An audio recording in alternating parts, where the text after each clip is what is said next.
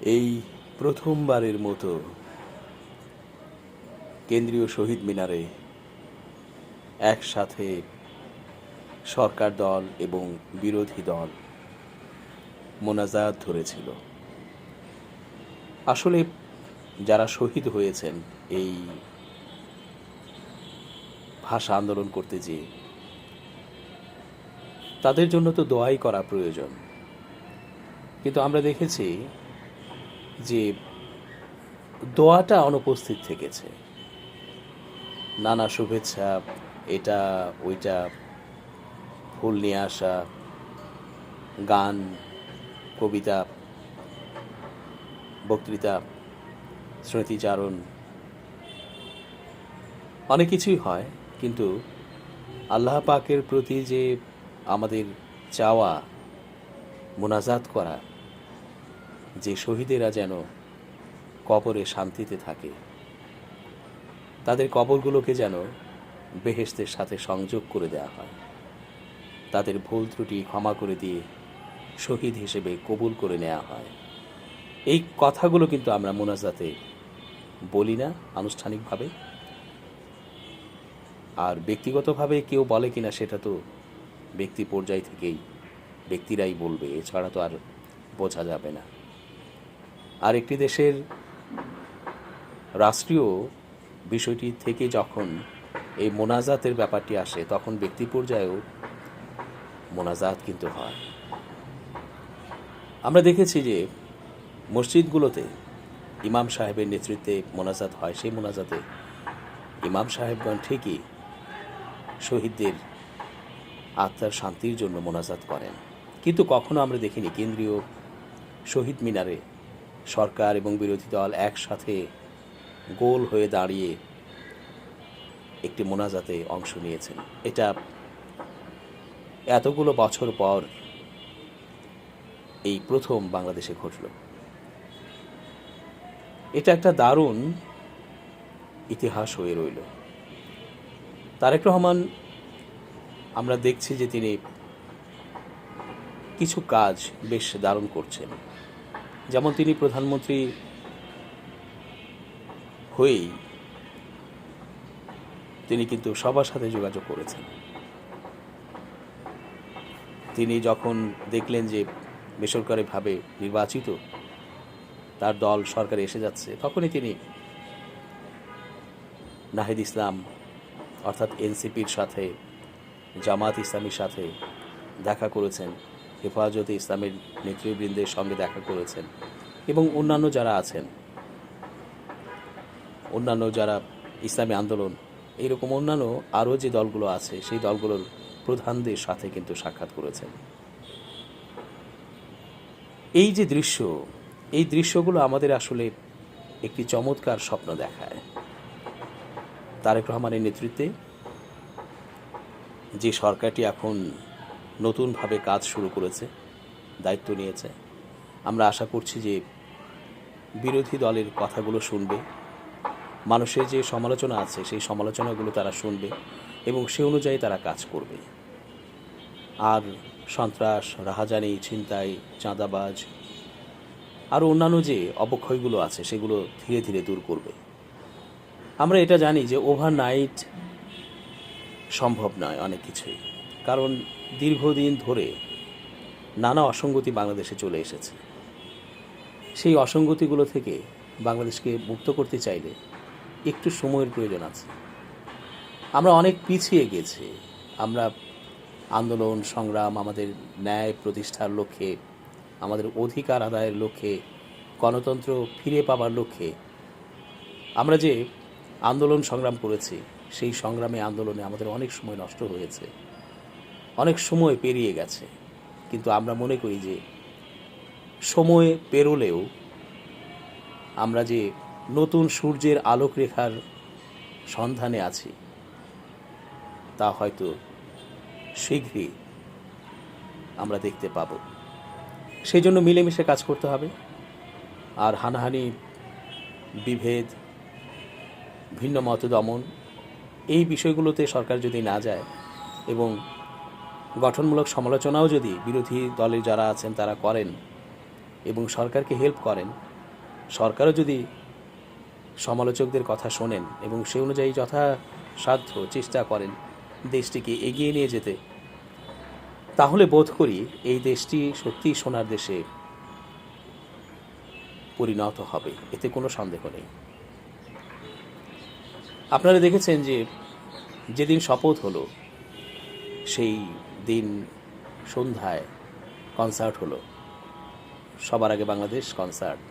সেই কনসার্টে জেমস কিন্তু তার পারফরমেন্স দেখিয়েছেন। সেখানে তিনি প্রথমেই তারেক রহমানকে স্বাগত জানিয়েছেন, ভালোবাসা জানিয়েছেন এবং তিনি সেখানে সেই আমার সোনার বাংলা আমি তোমায় ভালোবাসি এই গানটি, যে গানটিতে বঙ্গবন্ধুর কথা আছে, সেই গানটিতে আছে ধানের শীষের কথা, জিয়াউর রহমানের কথা এবং সেখানে আরও যারা গুণী আছেন বাংলাদেশে তাদের কথা কিন্তু সেখানে বর্ণনা করা আছে। প্রিন্স মাহমুদের এই গানটি এই যে 17-18 বছর ধরে গাওয়া যায়নি শুধু সেখানে ধানের শীষ এবং জিয়াউর রহমানের কথা ছিল বলে, অথচ কিন্তু বঙ্গবন্ধুর কথা সেখানে ছিল এবং তার সেই জ্বালাময়ী ভাষণের কথা সেখানে ছিল।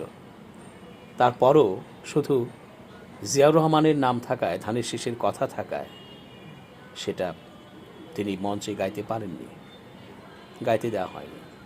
এখন তিনি গাইলেন সেই দরাজ কণ্ঠে এবং সেখানে বঙ্গবন্ধু থাকাতে যারা দর্শক শ্রোতা ছিলেন তারা কিন্তু ফুঁসে ওঠেননি যে কেন বঙ্গবন্ধুর নাম এখানে থাকলো। আসলে গানটি তো একটি সাম্যের গান, এখানে মুজিবের অবদান তো ছিলই, জিয়াউর রহমানের অবদান ছিল, এমএজি ওসমানীর অবদান ছিল, শেরে বাংলার অবদান ছিল, আরও যারা যারা আছেন, আরও যারা মুক্তিযোদ্ধা আছেন, যারা সেনাবাহিনীতে ছিলেন, সবারই তো অবদান আছে, তাই না?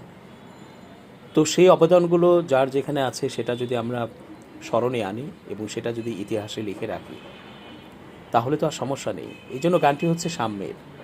আমাদের সাহিত্য অঙ্গনে, আমাদের গানের জগতে, আমাদের কবিতায়, আমাদের চারুশিল্পে, আমাদের ভাস্কর্য শিল্পে, আমাদের আন্দোলন সংগ্রামে নানা মানুষের যে অবদান, সে অবদান কিন্তু আমরা স্মরণ করে রাখতে পারি। এই গানের মাধ্যমে কিন্তু অনেক বিজ্ঞ এবং শহীদ এবং বীরদের নাম সেখানে উচ্চারিত হয়েছে। সুতরাং এই গানটিও যারা শুধু ধানের শীষ এবং জিয়াউর রহমানের নাম ছিল বলে গাইতে দেয়নি, তারা কতটা খারাপ ছিল এবং কতটা আমাদের উপর ইতিহাস চাপিয়ে দিয়ে যন্ত্রণা দিয়েছে, মিথ্যে ইতিহাস চাপিয়ে দিয়ে, সেটা আমরা কিন্তু বুঝতে পারছি। ফলে এই যে আমরা দেখছি এখন সাম্যের একটি বাংলাদেশ, যে আমরা শুনেছি, আমরা জেনেছি, আমরা দেখছি এখনও নানা এভিডেন্স, ভিডিও, অডিও ক্লিপ এবং লাইভ মানুষ দেখেছে যে নির্বাচন যখন হয় সেই 12 তারিখ কী কী হয়েছে, কী কী ধরনের ইঞ্জিনিয়ারিং সেখানে ঘটেছে। এরপরও এই যে সাম্য আমরা দেখছি, এই যে বিষয়টি আমরা দেখছি যে সব কিছু ভুলে এক হয়ে একটি দেশ গঠনের যে একটি ভেতরকার সংকল্প আমরা নানা আনুষ্ঠানিকতার মধ্য দিয়ে দেখছি, নানা ঘটনার মধ্য দিয়ে দেখছি, সেটা কিন্তু কম কথা নয়। এবং আমরা দেখছি এই যে যেভাবেই হোক, ইঞ্জিনিয়ারিং করে হোক আর ডিপ স্টেট তাদের প্ল্যান হোক, যেভাবেই হোক, যেহেতু এটা এখন মেনে নেওয়া হয়েছে এবং তারেক রহমানের নেতৃত্বে বিএনপি সরকার গঠন করেছে এবং বিরোধী দলীয় নেতা হয়েছে, বিরোধী দলগুলো তারা না মানলেও মেনে নিয়েছে। সুতরাং এখন এই অবস্থায় দেশটিকে এগিয়ে নিয়ে যাওয়া উচিত।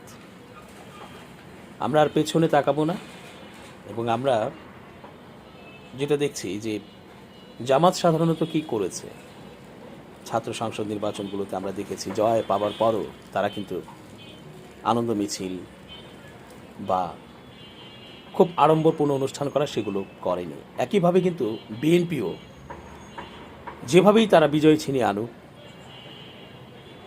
তারা কিন্তু আনন্দ মিছিল করেনি এবং বেলাল্লা পারা করেনি। তাদের যে উগ্রতা সেটা দেখায়নি। হ্যাঁ, এখানে পার্থক্য আছে যে জামাত হলে হয়তো সেজদায় পড়ে যেত, কিন্তু বিএনপি হয়েছে বলে তারা সন্ধ্যায় গানের আয়োজন করেছে। তো যাই হোক, সেটা অন্য আলাপ, সেটা নিয়ে অনেক কথা বলা যেতে পারে যে আসলে কী হওয়া উচিত।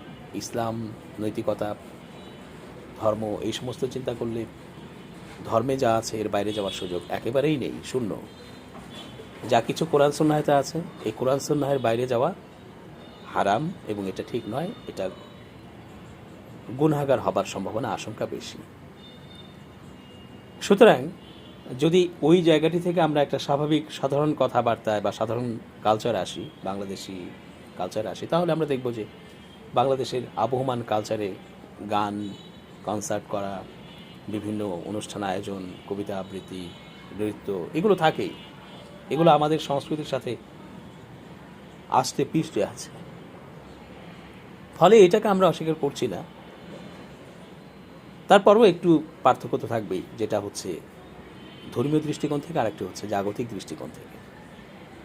আমরা যেগুলো নেগেটিভিটি আছে সেগুলোকে একটু পেছনে ফেলে আমরা বলতে চাই যেগুলোতে আমাদের মনে হচ্ছে যে আমরা একে অপরের সাহায্য চাই, একে অপরের হাত ধরে এগিয়ে যেতে চাই, এবং ভালো কিছু যেখানে দেখছে সেই ভালো কিছু স্ট্যান্ডার্ড হিসেবে ধরে নিয়ে বা ভালো কিছুকে সামনে রেখে আমরা এগিয়ে যেতে চাই।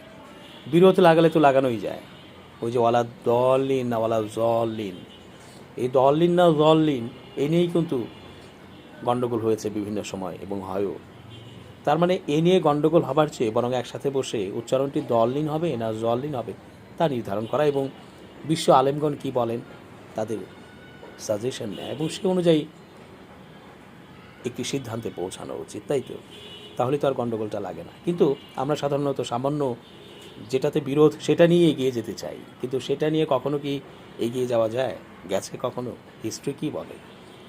ফলে যেখানে আমরা দেখব যে একটা সাযুজ্যতা আছে, মিল আছে, একটা বন্ধনের ব্যাপার আছে, একটা একাত্মতার ব্যাপার আছে, সেইগুলো নিয়ে যখন আমরা সামনে এগিয়ে যাব তখন কিন্তু আমাদের জন্য সুখকর হবে এবং দেশটি আসলেই সামনে এগিয়ে যাবে।